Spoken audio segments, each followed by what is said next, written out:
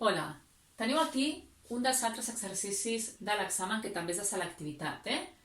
Tenim dues matrius A i B, em demanen l'apartat A fer la suma i fer el producte, i després a l'apartat B és trobar la A, la B i la C que compleixi que aquesta suma és igual que aquest producte. Per tant, comencem fent la suma de matrius. Recordeu que la suma de matrius només es pot fer si tenen exactament la mateixa dimensió. En aquest cas, les dues són matrius quadrades 2x2, per tant, podem fer la suma.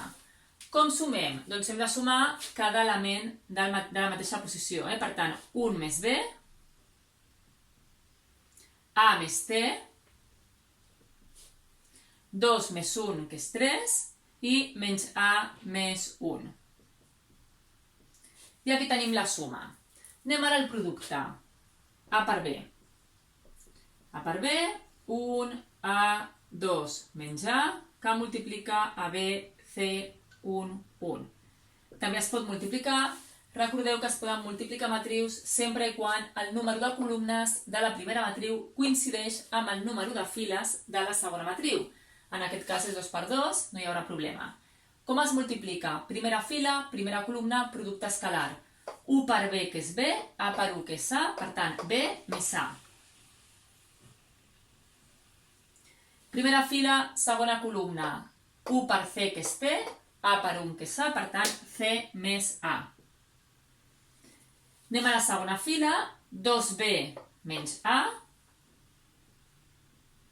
I per últim, segona fila, segona columna, 2C menys A. Per tant, aquest era el primer apartat de l'exercici. El segon em deia, ara busca el valor de A, B i C perquè es compleixi que aquestes dues matrius són iguals. Per tant, jo tinc que 1 més B ha de ser exactament igual a B més A, apartat B. 1 més B ha de ser igual a B més A. Per tant, fixeu-vos que les B marxen i d'aquí automàticament tinc que la A és 1.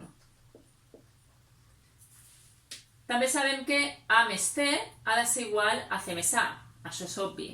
D'aquí no trobem cap relació. Després tinc que 3 ha de ser igual a 2B menys A. Però com jo ja sé que la A és 1, aquí em quedaria un menys 1 que passa aquí a l'altra banda sumat i em quedaria que 4 és igual a 2B i per tant la B és igual a 2. Per tant ja tinc el valor de la A i el valor de la B. I per últim vindríem aquí i tindríem que menys A més 1 ha de ser igual a 2C menys A.